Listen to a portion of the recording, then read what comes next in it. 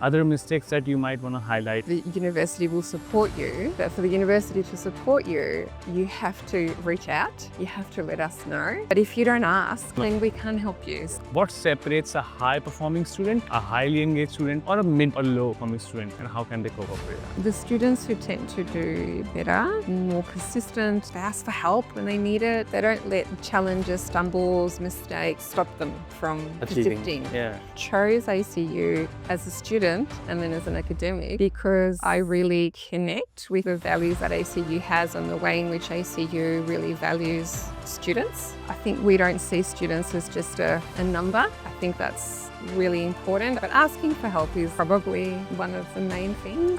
Part of the requirement of being a psychologist is for the rest of your career, you have to have a supervisor. And at ACU, we not only do we teach, but we also do research. Any realities that you want to mention about the psychologist profession? People say, hey, okay, I'm studying psychology, okay, read my mind. Yeah, that's some oldie. That's not, oh, no, we can't read. we can't read. We can't read Yes. people's minds, but we are tuned and observant of people's behaviours. Yes. It takes a lot of effort, a lot of commitment.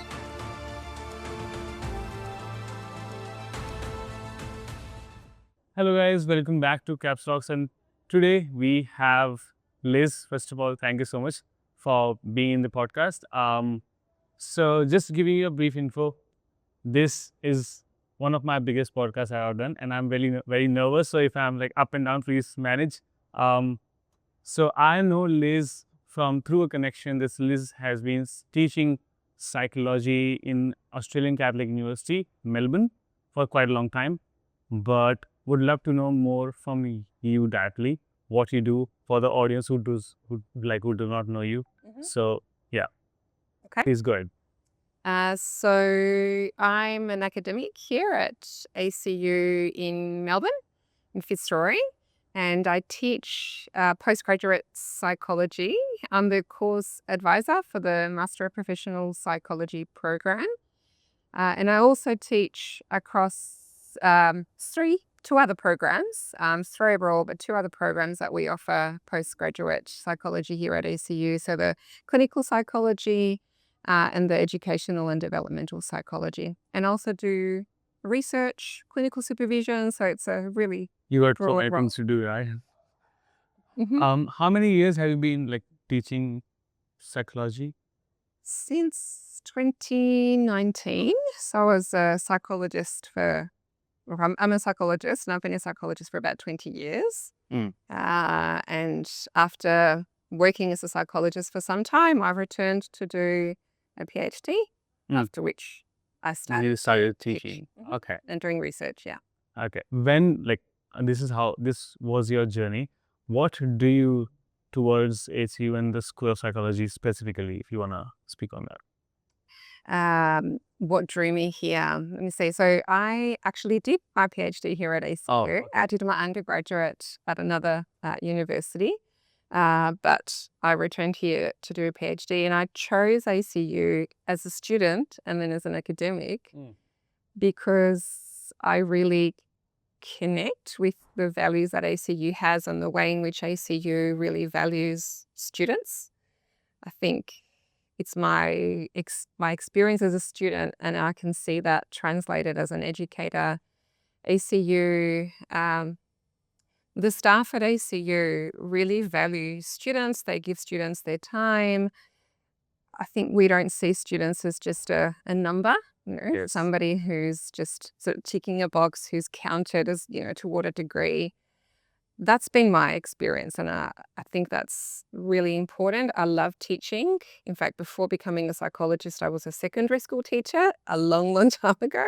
Okay. And education, I think, is really important, and I see that value throughout all the staff that I come across here at ACU, both teachers, researchers, and support staff. I mean, it's not here, but just for the knowledge, well, you said you were from secondary teaching, right? And now you're teaching Yeah. university students. Yes. How's the difference? What do you feel? Yeah. Look, it's similar but different. I suppose I taught secondary school students, so adolescents, for I would say probably 7 to 8 years. They're still figuring out who they are, finding themselves, don't really know what they want to do with their lives. I think coming into tertiary education, there's a little bit more self-knowledge, a little bit more focus about where young people are going, but still trying to Figure it out, things. figure it out, yeah. Yeah. But on the other hand, when student comes to university, almost 60 to 70% they know what they're doing. Like there are some instances where they need extra guidance from teachers and the Yeah, there's more counselors. focus. But yeah, your perspectives on ACU's approach to psychology, because you said ACU has been a great point of medium in research, especially in psychology, and the student development. How? So, what's your perspective regarding that? The way we teach psychology. The way you teach ACU. psychology, yes, The and the way you feel that ACU is growing to take this department of psychology at the next level. Sure. Look, I think at ACU we have a real there's a good balance of teaching, like a focus on the practical aspects. I'm talking postgraduate psychology. There's a real focus on developing clinicians. So really preparing students for the world of clinical practice. So we do give them lots of opportunities to practice their clinical skills in simulation, in placements and so forth. And I guess that's grounded in a strong focus on theory and evidence base. And I think we had a chat about this earlier, that evidence base comes from somewhere. And at ACU, we not only do we teach, but we also do research. And the research at ACU is world class. We are, in terms of psychology research at ACU, we are ranked number 1 in the world. So the level, the quality of research that we do is world class. And our students do research. So as part of training as a psychologist, you are required to do research.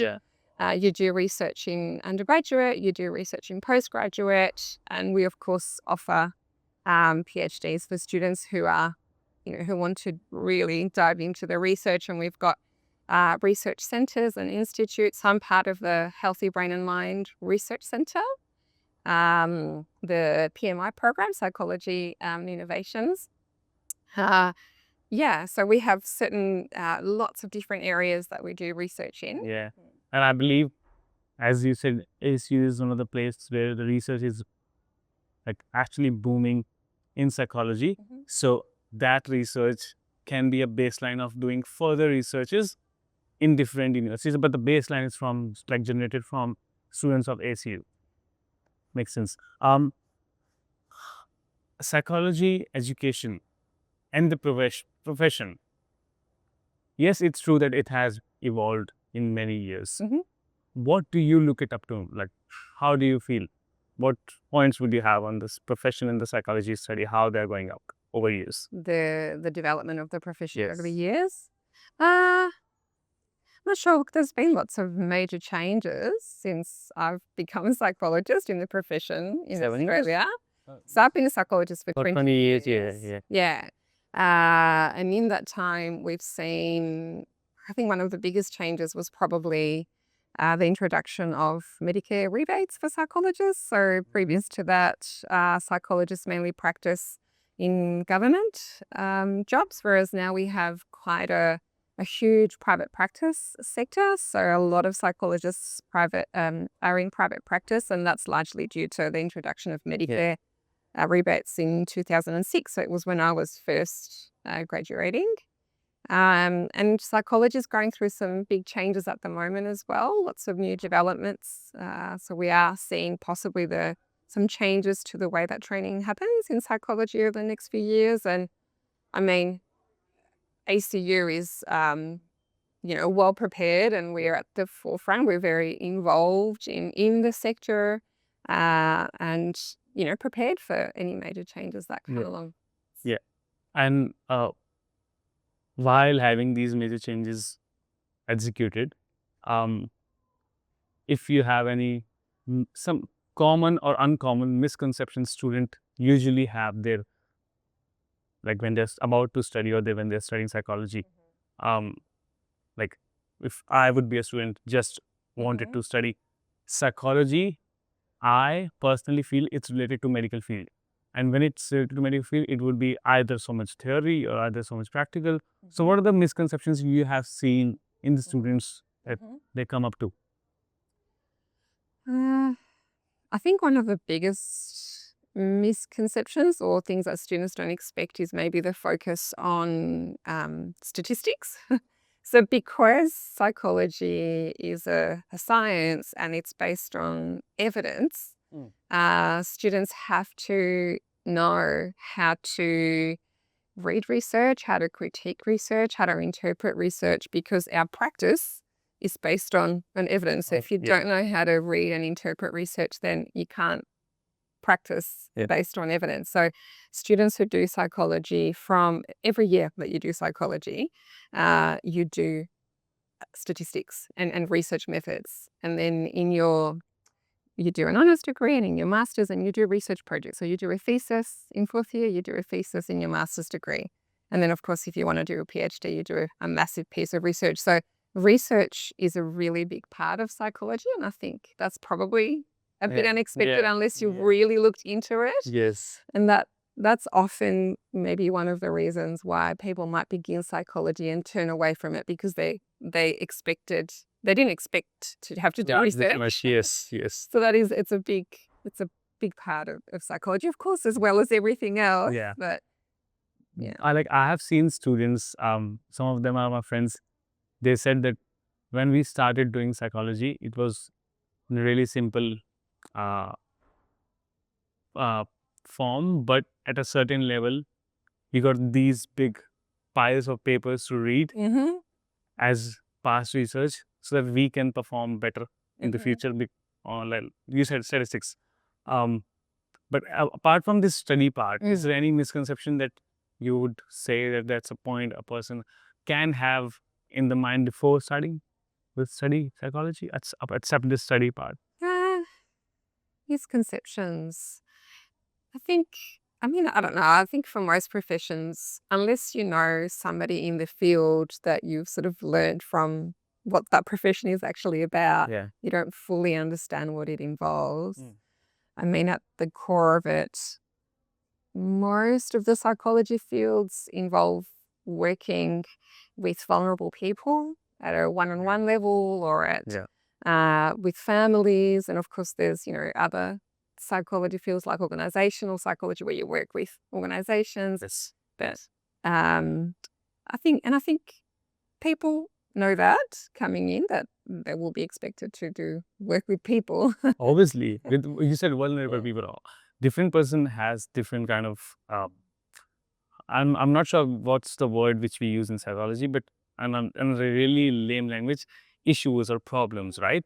But you, on the other hand, is trying to help that person in so many ways to cope up with that situation. And I have seen some of the students who are doing, like, for example, bachelor's of psychology. So they integrate their studies with criminology or some other aspects. So they are actually sitting in front of convicted people, and they want to resolve their issues and make them a better person. Hats off to them. It's something not everyone can do it. You need patience, you need study, you need theories. So yeah. What students usually find like most challenging when they're transitioning into a university life, and taking it as an example of an ACU. And also you, on the other hand, has the knowledge of how students were in senior secondary study, and then they are like in university. So both perspectives, you want to say some things on this? Yeah. Look, I think I teach postgraduate, so I don't work at the edge of that transition anymore. But certainly I have worked with, high school students and undergraduate students. And my, I guess, observation is that the biggest struggle is accountability and independence. So going from the small schools to massive universities, and not getting as much guidance or one-on-one support that you might get from your teacher because there's 25 of you in a classroom versus having hundreds of students. Yes. In undergraduate, there's hundreds of students. So I think they're probably the biggest challenges. So learning to navigate really big systems and new processes that you've got to learn, even, learning, the systems for submitting work. It's all very different to what it might have been in high school, I think. Yeah, so probably independence, accountability. I think there's expectations from academics, university teachers that you are a mature adult and that Yeah. you will be responsible. So nobody sort of will follow you around Yeah, saying you've yeah. got to do this. You Yeah. haven't done your homework. Yeah. If you don't submit something on time. Yeah. Yeah. So I mean, having said that, we support students, of course, as much as we can, Yes. but there are hundreds of students at university. So that independence, accountability, responsibility. Yeah, students have to really It's more like a message to the students who are watching this podcast. If it's AC or if it's any university, as a student, I would say support is there. 10 to 20% support is there, but 70 to 80% work you have to put in effort, and you have to work on it before the deadlines, obviously. And if hypothetically a student, it's not here, just out of curiosity, if a student has some issues in submitting the assignments or coping up with particular questions or research, how would you / ACU would help those particular students? Yeah. Look, I think my message would be act early. And I think you alluded to that in your response to me, that there is, the university will support you. But for the university to support you, you have to reach out. You have to let us know. So in terms of how does ACU support students, I know that we have many processes in place at ACU with course advisors, course coordinators, your individual teachers. We've also got a real range of support services at ACU. So we've got academic support services, we've got counselling services. All of these things are for free for all of our students. So, but if you don't ask, Who's going to then we can't help you. Yes. So my advice to students, and certainly that would be, I would be very responsive, and I know that all the academics I work with as well. If a student comes to us and says, look, I'm really struggling with this, we will support the student, we'll guide them. We've got processes in place for extensions. We've got processes in place for special consideration if there are extenuating circumstances for students who've got disabilities or particular challenges. There's lots of supports, Yes. but you can't use them if you don't ask. So reach out, I suppose. So in simple words, in conclusion, there are support systems, but for getting them, be communicative, speak it out. You have to, yeah. Just send an email. Hey, Liz, I have issues going with this assignment. I need And as early as possible. early as- Don't because you- avoid it. because Don't you- avoid it, yeah. Yeah, because US teachers have so many students in line. You have so many things to do, checking the exams, submit. Let us know. Yeah. So if you're watching it, please let the teachers know. What separates from a teacher's postgraduate teacher's perspective? I should not use the word teacher. It's more of a lecturer or a professor, right? Sure. So from a professor perspective, what separates a high-performing student, a highly engaged student, or a mid or low-performing student, and how can they cope up with that? Look, I think the students who tend to do better, more persistent, they're committed, they do their readings, they ask for help when they need it. Yeah. And they don't let challenges, stumbles, mistake stop them from persisting. Yeah. So they'll, I guess, push through. But asking for help is probably one of the main things. I mean, and of course, there are students who have, students come to us with a range of circumstances, of living circumstances. So some students, I guess, come with some advantages. Some other students have more disadvantages. So we do try and support students with where they're at. But I think in terms of success. It takes commitment, persistence, asking for help, looking after yourself as well. I think particularly in postgraduate programs and in psychology, they're really intense. Really intensive programs, and you do work with clients in postgraduate. So you're working with vulnerable people. Things might come up for you that challenge you when you're working with people. So looking after yourself is really important. And I think the other thing that I see in students who succeed is connecting with your peers. So just networking with your peers, becoming friends, leaning on one another, because you learn from each other. Yeah. And if somebody misses something, then there's a student to remind them, hey, that thing is due tomorrow or whatever. So I think networking, leaning on your peers is really important. And I believe, because when I was doing my master's 2 years ago, and I was also in research programs, so I have seen professors and lecturers also have assistant lecturers and assistant professors, right, in the classroom or in the extra classes. So seeking help from them, because they're more like your peers too. Like seeking help from them is also a way a student can succeed or at least go towards that step, right? And again, the story comes on communication back to. Yeah. You need communication. Communication. Yeah, it's really important. Yeah. So if you can specify some of the skills psychology students should focus on developing outside of academics. So it makes sense that if I'm studying, if I'm doing all the theories, if I'm reading all the assignments, all the research papers, but this is the theoretical part, this is the practical part. But what are the internal? I mean, communication is one of the skills which I've got to know. Yes. What are the other skills that you might feel that a person should be having?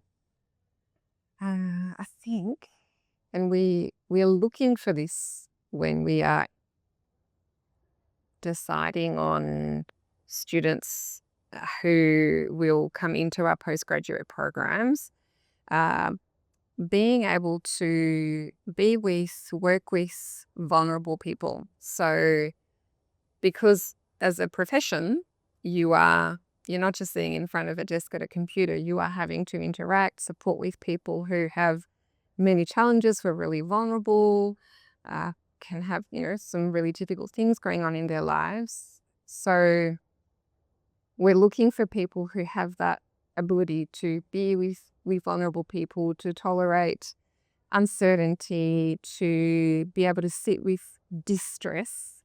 And one of the only ways to know if you can do that is by doing that work. So I would recommend to anybody who's thinking of studying psychology is to get work, volunteer work or paid work in jobs or volunteer roles where you are challenged by uncertainty, by distress. So for example, volunteering for places like Lifeline or that sort of thing is really crucial, because that helps you figure out, am I cut out to do this work?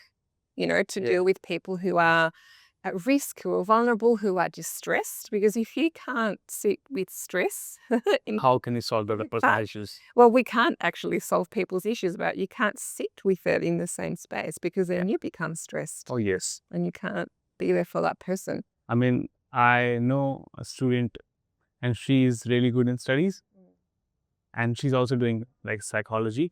But when she listens to people's opinions and things what they have seen in the past, and she tries to help them, at that moment she can, but later on she comes and sits with me and says, I'm feeling so bad for that person. So you have to be a little bit, I believe, I'm not sure, you have to be a little bit resilient. I'm not sure, is it a correct word or no? I mean, you might correct me, please. Resilient to what you personally feel, because it's your profession, right? Yeah. Look, I think it's more about having an awareness. So being able to know what you're feeling and being able to kind of hold it in that moment. Because when you're working with somebody, it's not about you. Yes. But the only way that you can sit with your own distress is by, first of all, knowing what you're feeling and being able to kind of just hold it in that moment. Doesn't, we're not superhuman. We feel things when we're with clients, we hear stories that are, really stressful sometimes, but it's not your space, it's their space. So you have to be able to hold on to your own feelings. And then, part of a requirement of being a psychologist is the rest of your career, you have to have a supervisor. So that's a registration requirement. Okay. So we are supervised for the rest of our lives. Okay. And we have to go to a supervisor to talk about the work that we do because we're human and of course it affects us. So that's part of being a psychologist, is being able to hold those feelings in the moment so that you can support your client to work through whatever they need to work through. But then looking after yourself and being professional and responsible and taking some of that to your supervisor and being able to work through that for yourself. Okay, so students who are studying in Australian Catholic universities, during their psychology studies, you might have seen some mistakes, except not being communicative. That's a mistake. I won't say it's a mistake, it's a choice. But other mistakes that you might want to highlight and how they can resolve it? Sure. I mean, everybody makes mistakes, right? That's true. We are humans. Mistakes that psychology students specifically make. Perhaps one of the biggest ones when you start practicing is to not understand how central administrative tasks are to psychology and letting them falling behind. So I'd say probably half, at least 50% or more of the work that we do is administrative. So, making calls, taking case notes, things like that. And it takes a big, writing reports, writing letters, that takes a big part of our time. And sometimes, there's can be a misconception that all of the work of a psychologist is being in front and with people. Yeah. But there's a lot of background work that you do as part of the job. And sometimes when students first begin to practice, they let that fall behind, the paperwork. Yeah. And then it really piles up and it can catch up on you. So I guess that's probably one of the biggest mistakes that I see, is students not giving that the time that it needs, and then it gets on top of them. And I believe ACU has the facilities to explain you how you can take notes in the practical terms, how you can actually record stuff, how you can put on your details. So ACU, we have a whole unit in the first semester of year one of your master's degree, any of the programs that we do. Yeah. We do a simulation unit where you role play being a psychologist. We partner you up with another student and you role play being a psychologist for 12 weeks. For 12 weeks. Wow, 3 months. And you basically see a client, a pretend client, your peer, and we give you a booklet, which is a booklet of role plays. So you've got a script, you've got a character, and you play, your client and a psychologist for one another. And we teach you all of those skills. So we teach you from the very first phone call that you have with someone, and you get to do it, in pretend. You get to do it in pretend. So you call your client, you make an appointment, you do your initial interview, you do an assessment, you write a report, a feed, so from beginning to end, and you take case notes that whole time. So that is a real important preparation for our students, because the next semester, everybody goes on placements. So after that semester, everybody goes and works with real clients. So that is invaluable, that simulation unit. That's right. Being honest, I'm not really good with research studies, but as you're explaining how ACU helps, I'm thinking, should I just join this course right now after doing this podcast? But yeah. Okay. Under the umbrella of Australian Catholic University, would love to know the importance and the facilities of placements, practical experiences, professional readiness. I mean, I got that's an example which you just said about professional readiness, how you have a unit for 12 weeks, almost 3 months, you and your friend are talking like client and the psychologist, and then vice versa. So is there any other things that's available in the AC? I guess, I mean, from undergraduate through to postgraduate, every unit adheres to requirements. So psychology is a profession where you are required to be legally registered in order to use the title and to practice. So we have requirements that we have to adhere to in terms of what we teach.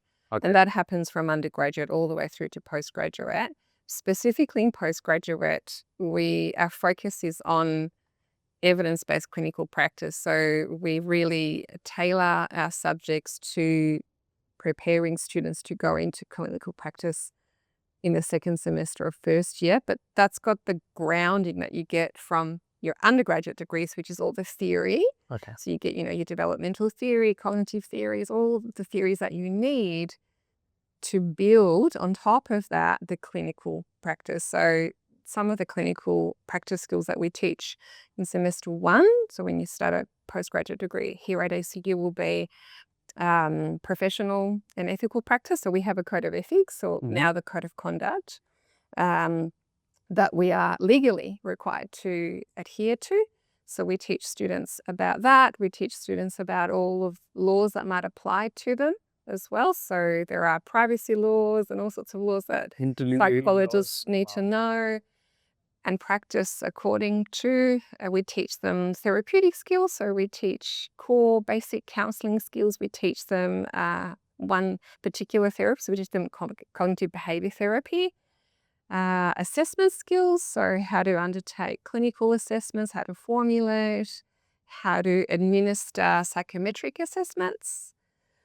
So all of... There's so many things. So many things. Yeah. And okay, so you have said about the professional challenges. Any realities that you want to mention about the psychologist profession in Australia? Realities. Like what the people have a myth in the mind, but what's actually real, if you have any points. Because I mean, I can give you, it's really, take it as a joke. Sure. People say, hey, okay, I'm studying psychology, okay, read my mind. Yeah. No. Yeah, that's an oldie. That's an old. I remember people saying that to me 20 years ago.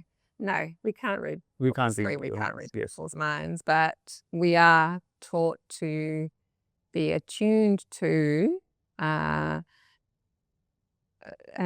observant of people's behaviours. We are taught to really listen to people. So I think a misconception might be that our job is to solve people's problems. That's not what we do. We are taught to really listen to people and using particular therapeutic approaches, and there's many.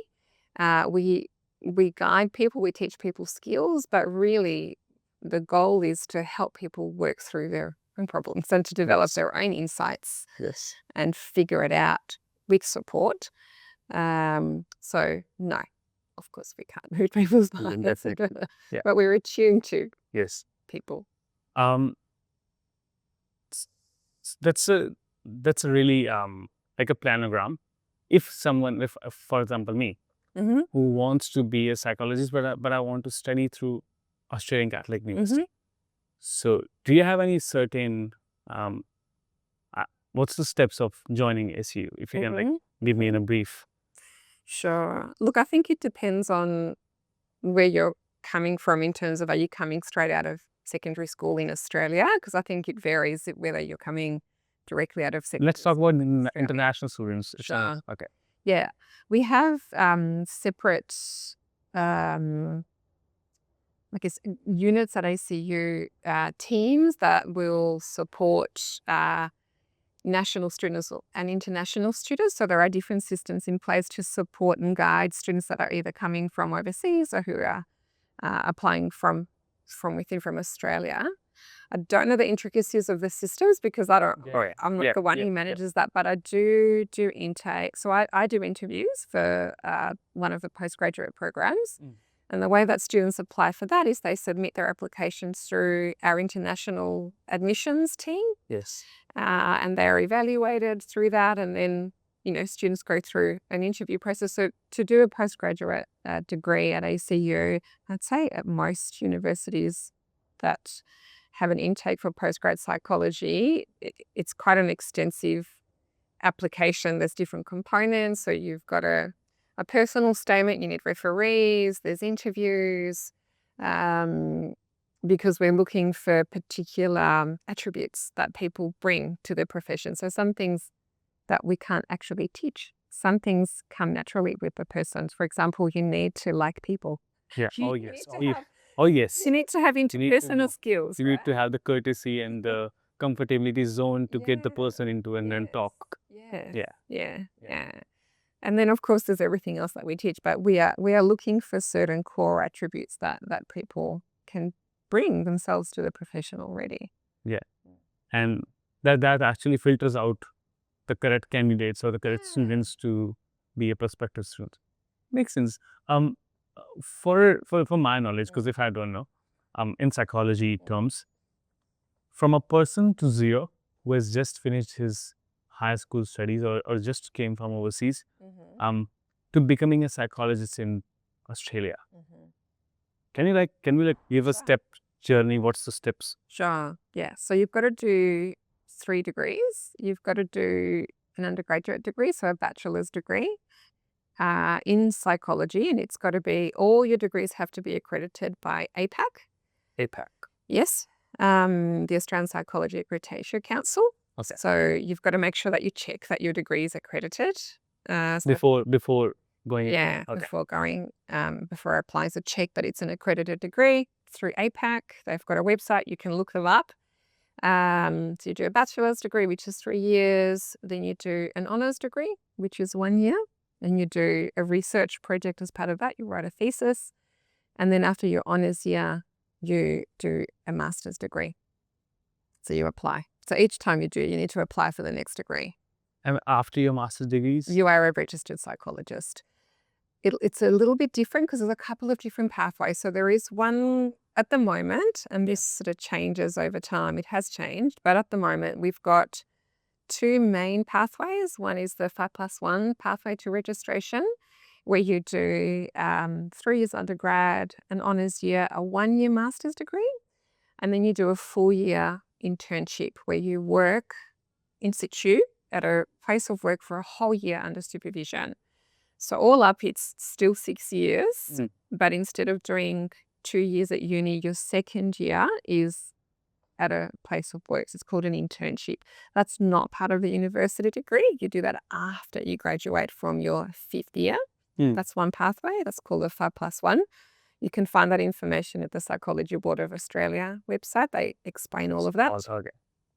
And the other pathway, the other main pathway, is very similar. So 3-year undergraduate, honours year, and then a 2-year master's degree. So you do, in that 2-year master's, you do all of your placements are part of the degree rather than doing a full year internship once you graduate. So either way, it's 6 years all up, and then you're a registered psychologist. Yes. And after that, you start working as a psychologist in maybe your own clinic or maybe like under hospitals, I believe, right? Yeah, look, it depends on your pathway of training. So with the 5+1 pathway, it's geared towards general practice. So that's the program that I'm the course advisor for, and students who are doing that particular pathway tend to have really varied interests. So they many do want to go into private practice. Some want to work with children, schools, adults. We have students who want to work in prisons. So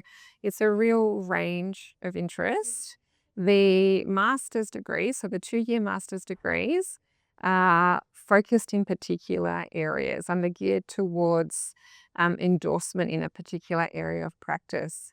So here at ACU, we offer 2 endorsement pathway programs, a Master of Clinical Psychology and a Master of Educational and Developmental Psychology. So what that allows you to do, if you want to, once you register after the 6th year, you can do 2 more years of supervised practice in order to become a psychologist who has an endorsed area of practice. So you can call yourself a clinical psychologist, or an educational and developmental psychologist, or other unis have other areas of practice. Yeah.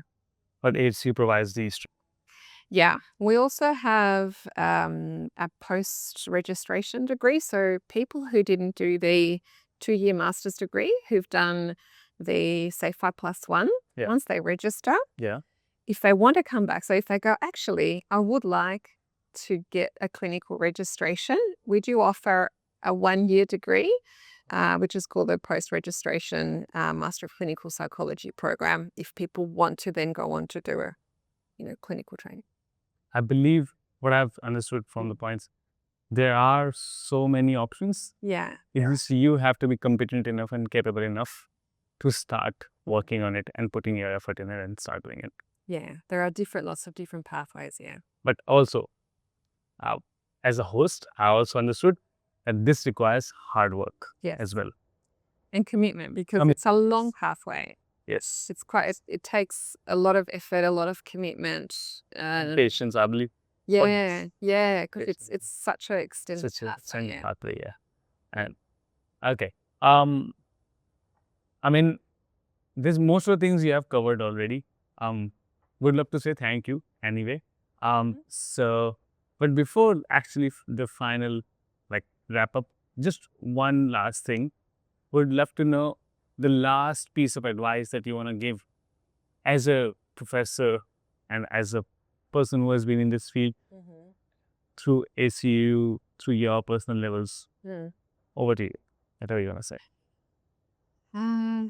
To students, I think to graduating students, I think probably the main advice I would give is when you graduate, when you register as a psychologist, look for a job where you are part of a team.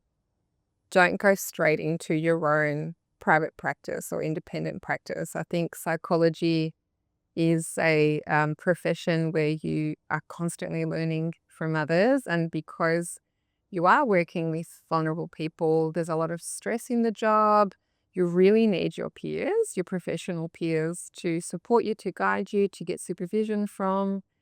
So I would strongly encourage people to find a job once you graduate where you are working as part of a team. And it doesn't have to just be a team of psychologists, interprofessional, other professionals that work with clients. We often work with teams of other professionals. Yeah. Well. And I forgot to ask the question, just one thing. Prospective students, prospective students can talk to, is there any facility available that they can call and talk to Australian Catholic University to know more about before jumping into the course? Yes. There is, right? Yes, absolutely. Well, we have an amazing course browser. You can look up the handbook if you want to know anything about any of our programs online. You can look that up. But we also have, if you just Google Ask ACU, they're amazing. So you can talk to people on the phone if you want to talk to somebody, and there'll be a person on the other line that can guide you.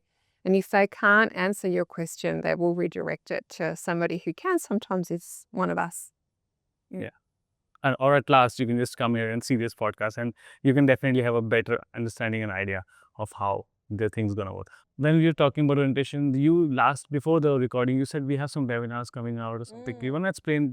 So every year we record a webinar for prospective postgraduate psychology students, and it is available through the postgraduate page. So if you look that up, you'll find the webinar on the postgraduate psychology programs, and we go through all of the programs to talk about the different units that we teach, the structure, how you can apply, deadlines, and all of that. So that a person or a student can know better and then can take the better decision. Yes, that's right. What else you need? But anyway, thank you so much for the knowledge and the guidance. And if you're thinking to apply in psychology or just directly coming to Australian Catholic University, you have so many ways of talking to people and talking to the different departments and the facilities, and then you can take a better decision.